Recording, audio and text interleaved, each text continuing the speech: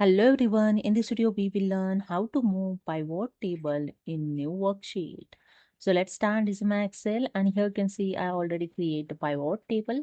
So this pivot table I'm going to move in new sheet. So sheet number 3. Okay, here the sheet number 2 is pivot table is available. I'm going to move in new worksheet. Okay. So simply select the pivot table. Okay, just select the one cell and go to the pivot table analysis. In action group, click on the move pivot table option. Okay, and here you can see the one dialog box is open. Move pivot table. Choose where you want the pivot table report to be placed. So select here the new worksheet and that's it, and click on the OK. And here you can see the new sheet is added with the pivot table.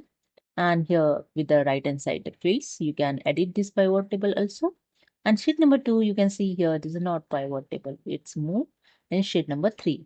Now you can just right click on it, you can delete it if you want. Okay, that's it. Hope you understood. If you like this video, please subscribe. Thank you so much.